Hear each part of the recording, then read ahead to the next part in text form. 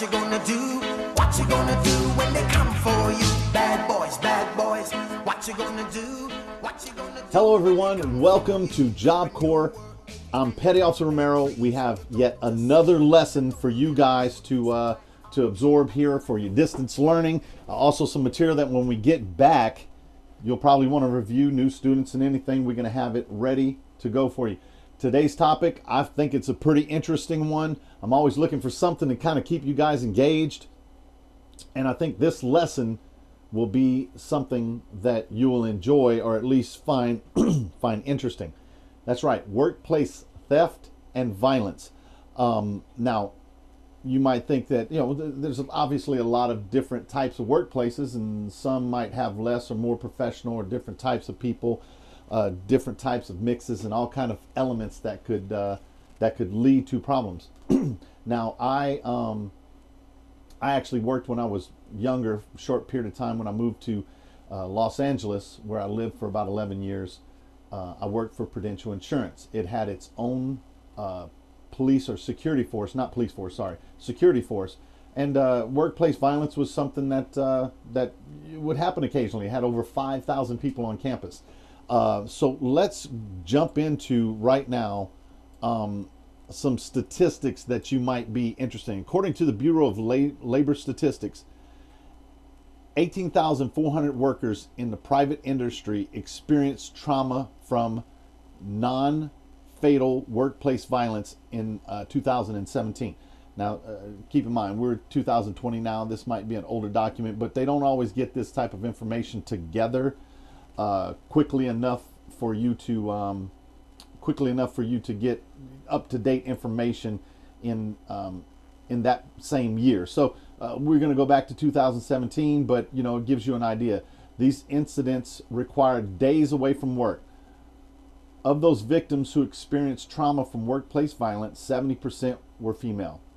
67% were aged 25 to 54, which doesn't really surprise me, because if you think about, when people start getting a job versus when they retire, that seems to be right in the sweet spot, with maybe a couple of years under it, and retirement age somewhere around, I don't know, 65, 67. And probably as you get a little older, you're a little less likely to get into some type of workplace fight or something like that.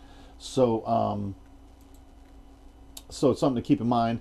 Let's see, we also have 18% required 31 or more days away from work to recover, and 25% involved 3 to 5 days away from work. Let's see, let's talk about fatalities.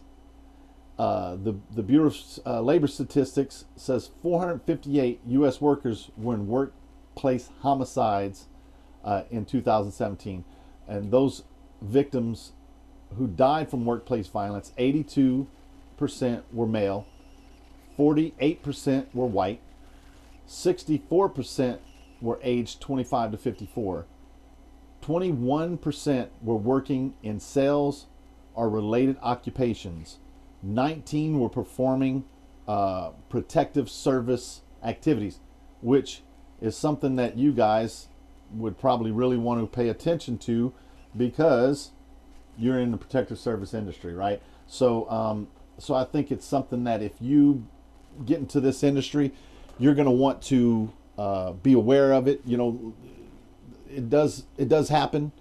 A lot of these things are trying to prevent it, but because it does happen, you need to be aware of it. And it's more or less of something, I'm always talking about safety. You want to make sure that you are not sleeping on the job, that these things happen, and you can kind of get an idea of the clip that I'm looking at here that tells you exactly how often it happens. And you need to know that if you're working, and you hear about it on the news, if you're working in this industry, there's always the opportunity for someone, a disgruntled employee, like an ex spouse or person in a relationship with, has a meltdown, and they'll come to work. And so anybody who gets in the way could potentially be in trouble there. So anyway, that's something that you're going to want to look at, something that you want to consider. We also have some more information that I want to share with you, so let's get into that. Let's talk a little bit about the signs of workplace violence. Now, I'm going to go over some information as I search the internet. There are all kinds of different people who have different opinions about what you should look for and what you would see. So, I'm not saying they're right or they're wrong.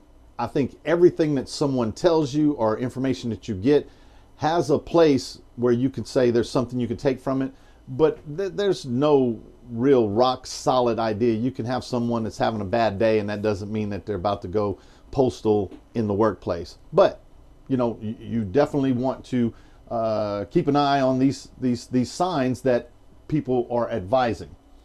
What leads to workplace violence almost always starts small. While it's possible for an employee to be fine one day and then come in the next day with a firearm, such an incident is extremely rare. Escalation to violence is typically a process.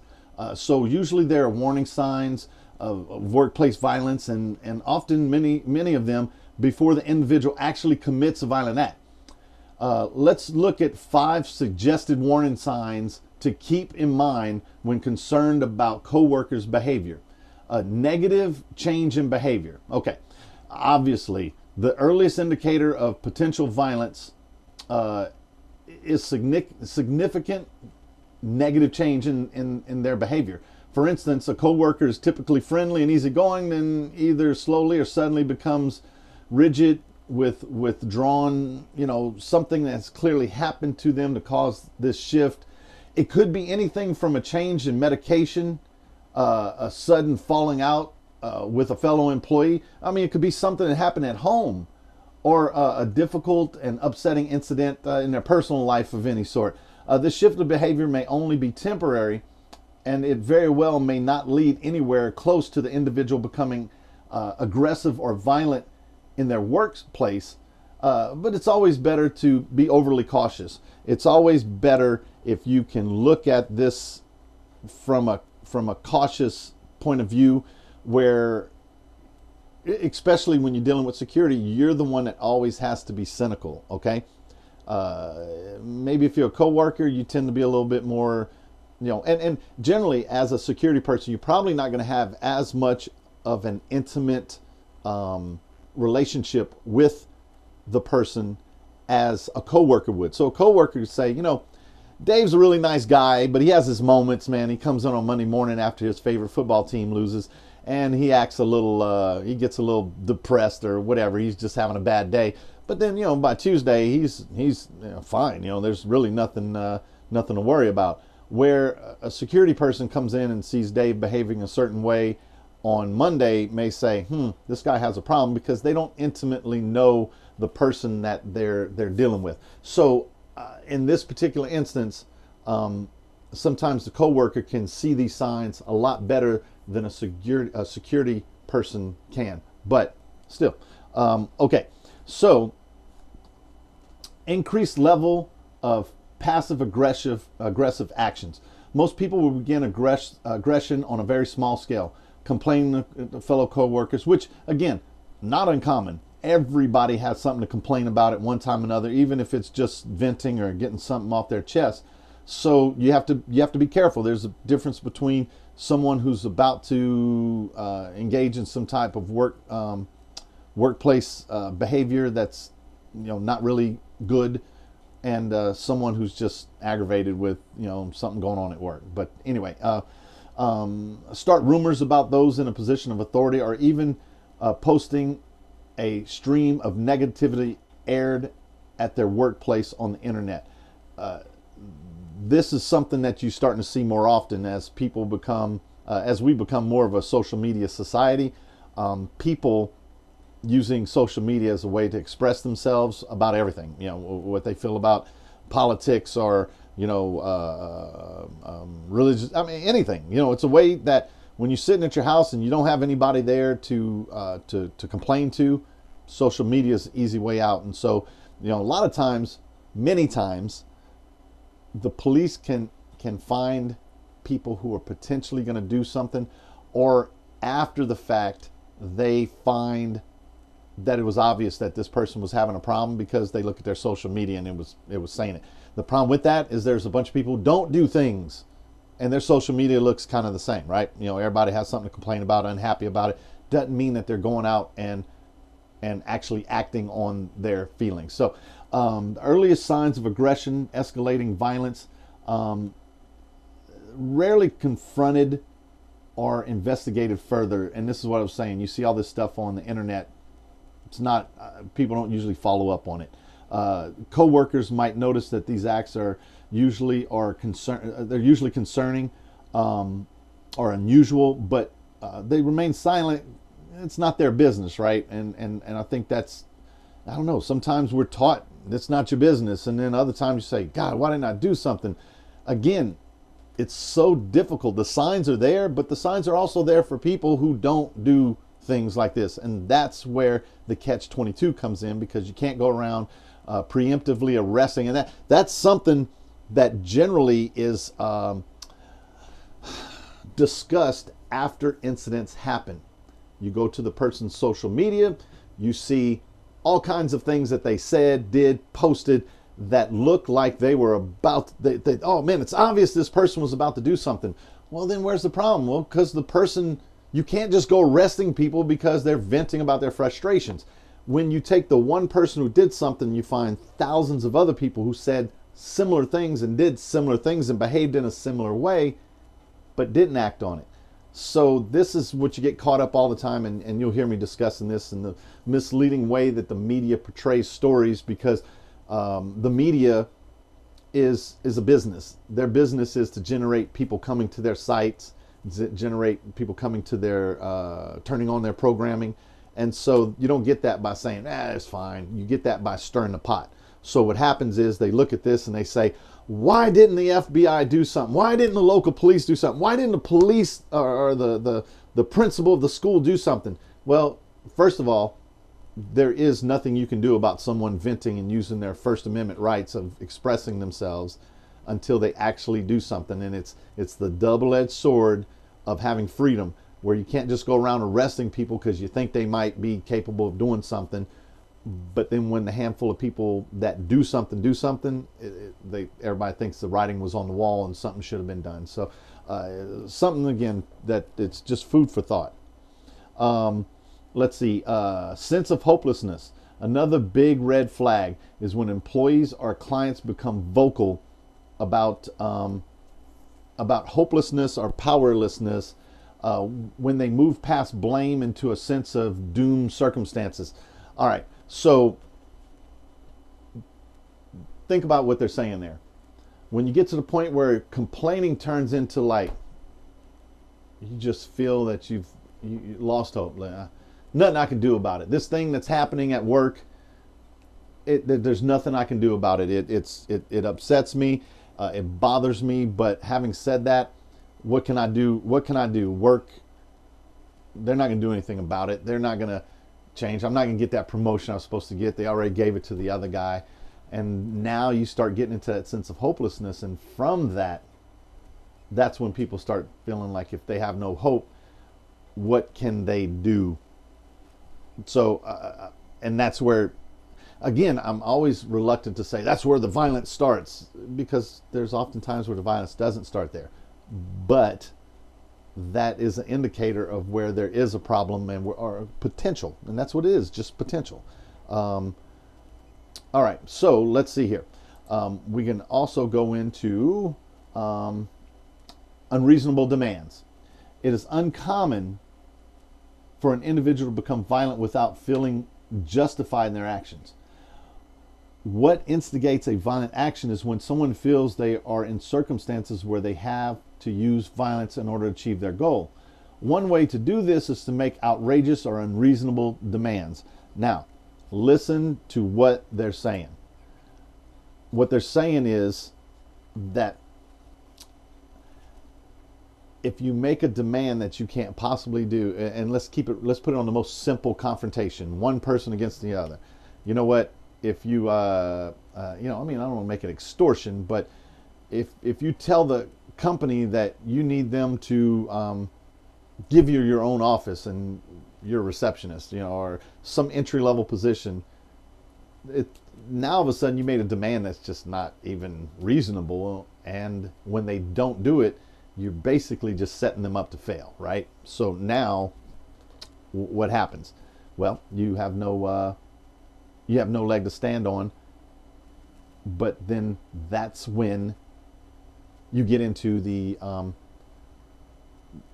it encourages you to be violent, because you now feel righteous. You feel like you've done what you need to do to be fair and reasonable, even though you probably didn't, right? But you feel like you've done everything you need to do to be fair and reasonable, and so then you're justified. Verbal threats. It is far more common than people think for an individual to give off warning signs of the workplace violence before they commit a violent act.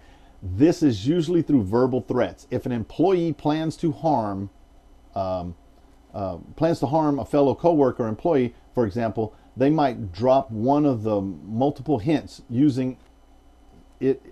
Usually it's on a more vague scale, such as using phrases like, "You just wait," or "You better watch your back," or "Because of this," and because of how they're ambiguous about it, others will often dismiss the threat as empty.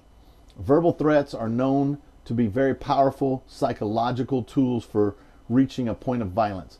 They serve two purposes. One, the individual is bringing their mental plan into the physical world, right? So you've been thinking about it. Now you're starting to tell people because you want to start the process of letting them know that you're about to do something. You know, most people want others to know that something's bad's about to happen because it empowers them. Okay. Let's see. The second is the individual is subconsciously looking for help. They want to be stopped before they actually commit a violent action. So they warn others in hopes that someone will recognize the danger. Now, I'm going to use the old high school thing, right? Where people would, they step up and they bump chests, and then they do it in a way as they want to be tough, but they actually waiting for somebody to step in and be like, "No, don't do this." And you see it all the time. There are some people who are very violent who they are not looking for someone to step in, and they look for the opportunity to do it without being stopped. But in some instances, maybe a person who's not as violent is really wanting to step up because of pride. They don't want to look weak, so they do it, but they want somebody to stop them before they really know that subconsciously they're going to get in trouble doing this. All right, so we broke down the video into two parts. We have workplace violence, and then we have workplace theft, and that's about all we have for this particular time. Make sure you look through all the materials. Have some articles that really help you figure out all the different ways to identify. Like I said in the video, make sure you realize that it's not as easy as just finding somebody in a bad mood and saying, "Oh, there's the workplace violence." And the people who actually do the things that are stereotypical aren't necessarily violent people. That's what makes it so challenging. Anyway, for Job Corps, I'm Petty Officer Romero. If you like the video, hit that like button, subscribe. I appreciate it. It lets me know that you're interested and that you like what I'm doing here. We'll talk to you next time. Tell me what you wanna do, what you gonna do. Yeah. Bad boys, what you gonna do? What you gonna do when they come for you? Bad boys, what you gonna do? What you gonna do when they come for you?